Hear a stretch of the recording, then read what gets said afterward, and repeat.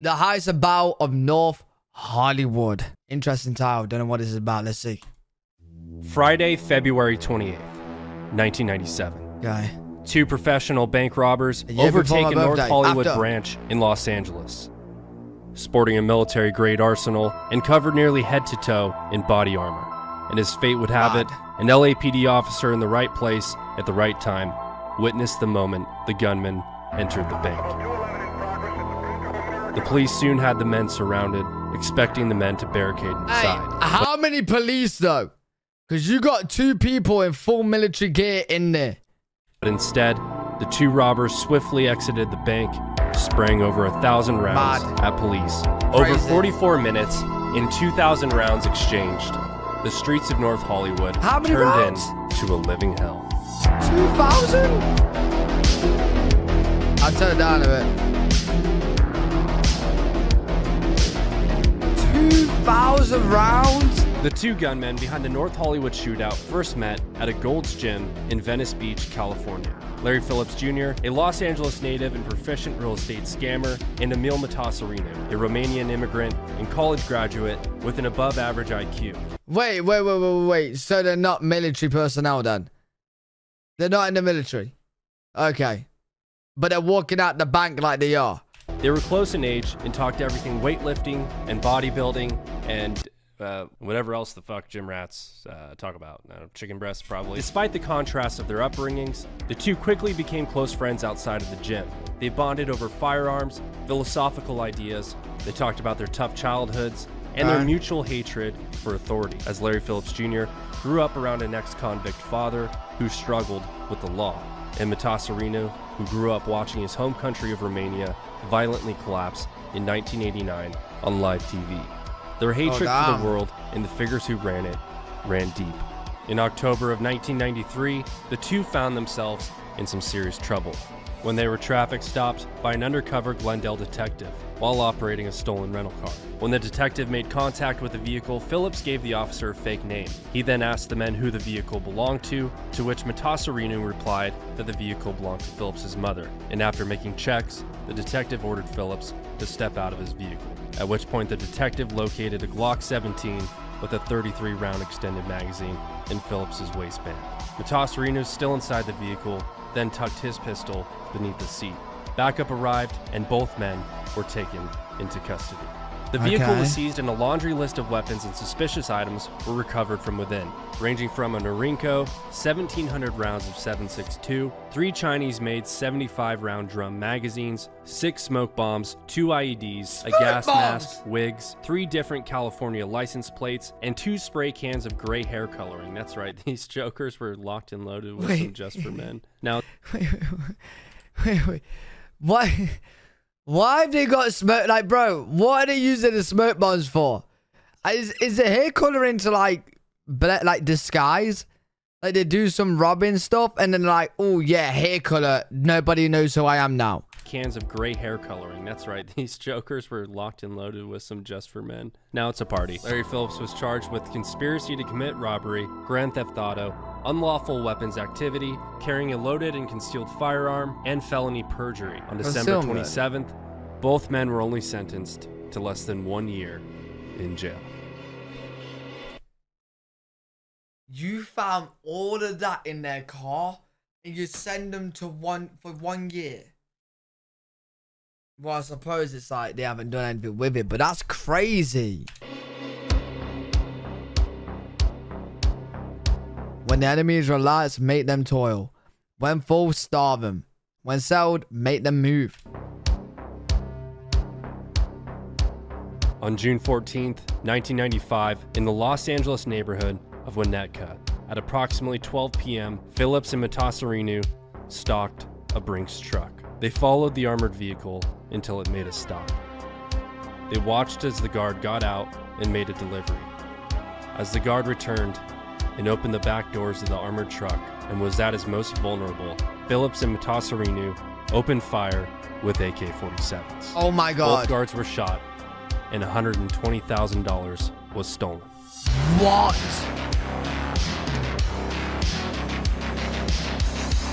The Brinks guards luckily survived, and the robbery quickly made headlines. Given the level of violence, tactics deployed, and weaponry used, the FBI took exceptional interest, who they deemed at the time the AK-47 bandits. No, these guys are crazy, bro. Again.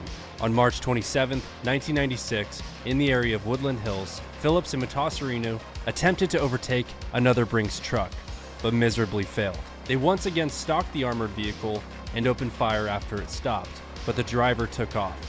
They chased the vehicle briefly before fleeing the scene. Once they got away, they ditched their vehicle and set it on fire. Despite the recent failure, only 2 months later, the men graduated to bank robbery. And on the morning of May 2nd, they initiated their first ever takeover heist. They kicked open the bank doors, fired warning shots into the ceiling, swept the vault, and walked out in under 6 minutes with nearly $750,000. And high on success, after making it out clean, they hit their second score only 29 days later. On the morning of... Wait. So that 750K bank heist was a full-on success. Didn't get caught, no nothing. Went in 6 minutes, got it gone. Hey, I ain't gonna lie. These guys are the real deal, man. I ain't gonna lie. Out clean. They hit their second score only 29 days later. On the morning of May 31st, Phillips and Matassarino took over a Bank of America branch in Winnetka. This is mad.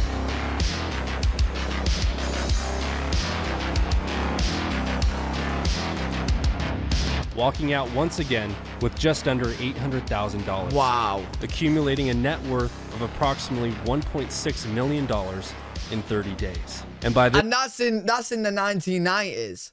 So what would that be worth now? Like 5 minutes, maybe? At this point, the FBI Violent Crimes Task Force and local law enforcement were rattled. The suspects were virtually uncatchable. It was evident that the two robbers had gone from violent outlaws to swift professionals in a short period of time, prompting the FBI to change the duo's name from the AK-47 Bandits to the High Incident Bandits. Oh, they've had an upgrade.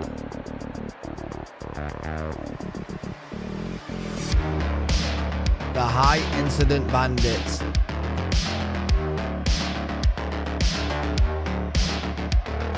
Over the next several months, a massive joint operation spanning multiple law enforcement agencies within Los Angeles County sent officers to stage outside of banks and other potential targets of the High Incident Bandits. But the robbers at the time went on hiatus, upgrading their arsenal and mostly planning their biggest score yet. Hey, well, I'm not surprised at upgrading. Mate, they've got a couple mil now. Phillips and Matassarino narrowed down their options to branch 384 of Bank of America, located in North Hollywood, California.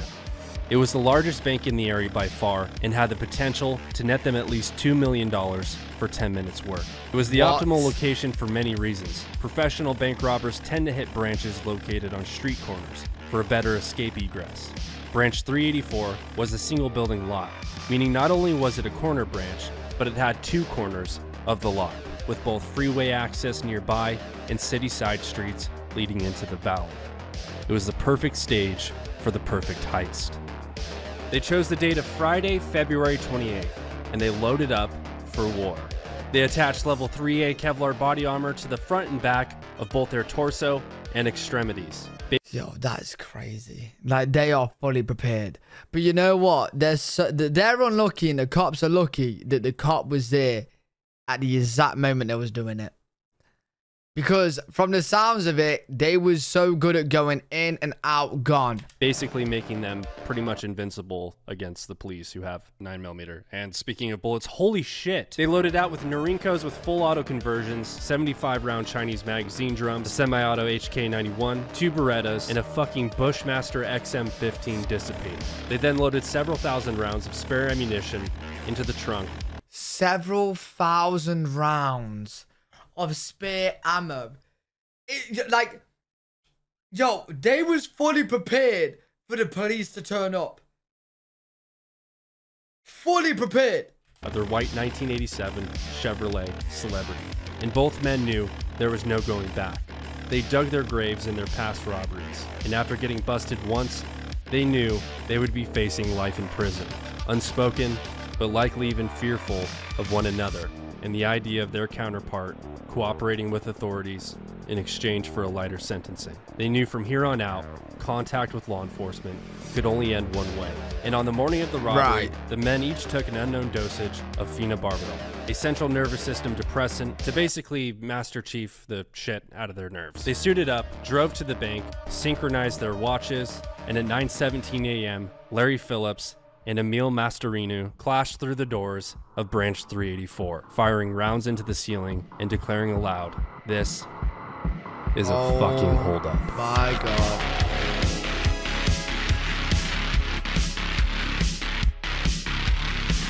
While on routine patrol, as fate would have it, LAPD patrol officer Martin Perello entered the bank's intersection of Archwood and Agnes when he spotted the two heavily armed gunmen entering the bank at 9:17 a.m. And just like that, the milliseconds before the heist started, it was already over. Yeah, see him going.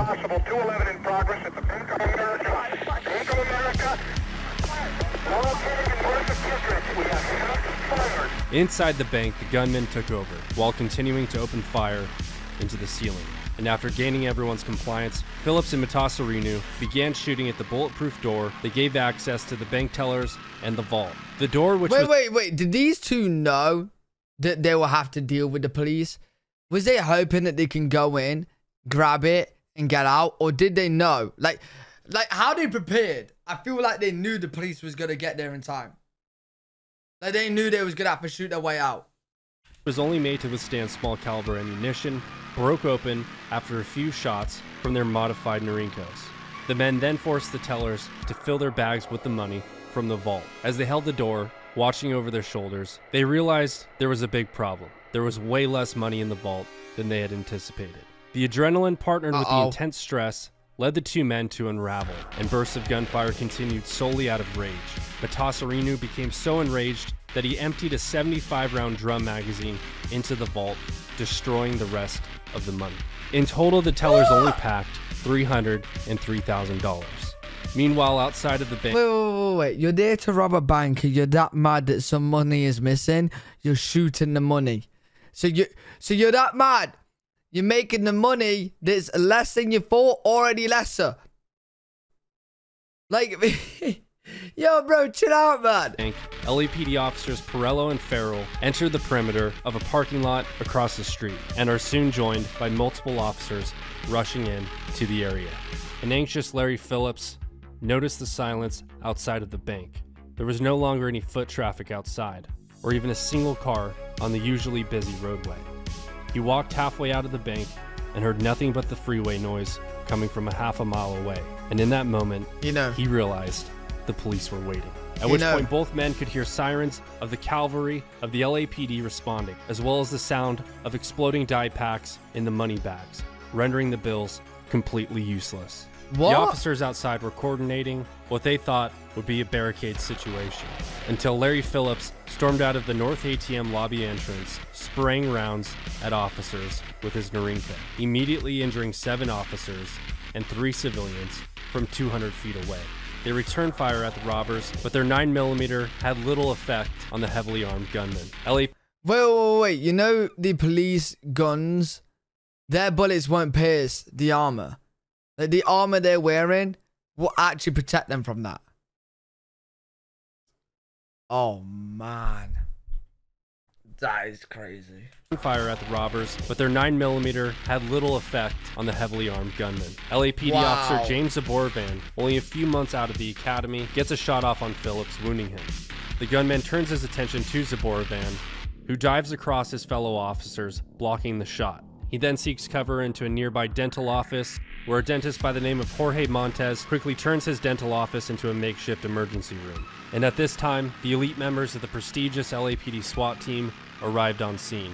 Many of the members, at the time, were even founding fathers of the LAPD's first ever SWAT team, who had a fierce reputation and a highly successful rate of solving the problems within high-risk incidents.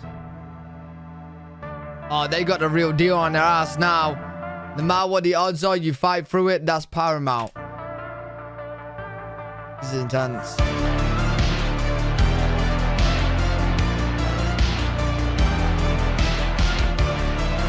Wait, so this is just the SWAT team. This is the founding fathers of the SWAT. That's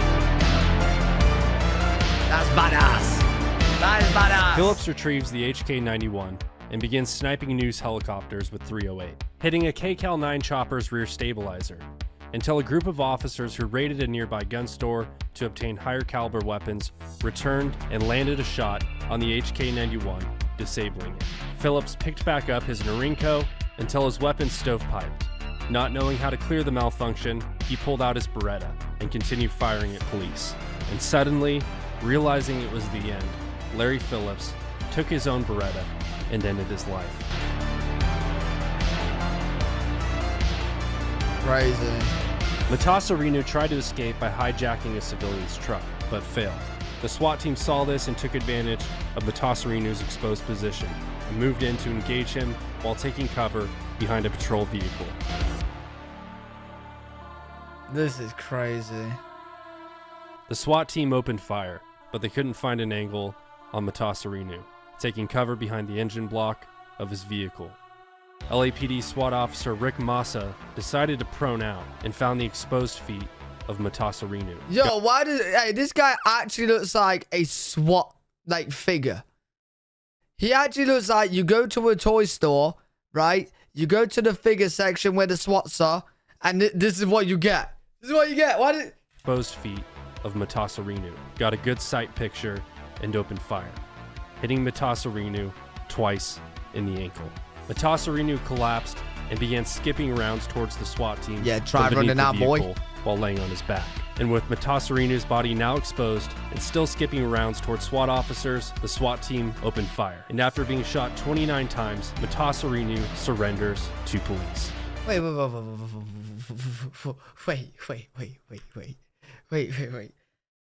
You're on the floor on your back with 2 bullets in your ankle. You can't walk. The SWAT then lay off 29 bullets into you. You're hit 29 times. You're still alive? You're still alive. So alive enough to surrender. His body now exposed and still skipping rounds towards SWAT officers, the SWAT team opened fire. Is that how good his body armor is? Times, Matasarinu surrenders to police. As they secure Matasarinu's weapon and place him in handcuffs to search for additional weapons, Officer Rick Massa stands over him. Matasarinu looks up at Massa and asks him to finish him off, to which Officer Massa declines and says, "I'll see you in court." Matasarinu succumbed to his wounds and died 56 minutes later. As the deadly shootout came to an end, the SWAT team entered the Bank of America to rescue the employees and customers from the vault. After the incident occurred, the LAPD realized the importance of firepower after realizing their 9mm fucking sucked. And they received 600 M16s from the Pentagon, officially breaking the requirement of patrol rifles. Crazy. 1 year after the incident occurred, 19 LAPD officers received Medals of Valor and were even commended by then-President Bill Clinton. Despite the injuries, the shootout is regarded as a success for police, who were severely outgunned and managed to prevent any civilian or officer fatalities. The pop culture and lore of the North Hollywood shootout runs deep. From a Megadeth song to a made-for-TV movie, countless documentaries to an op-ed in Rolling Stone magazine.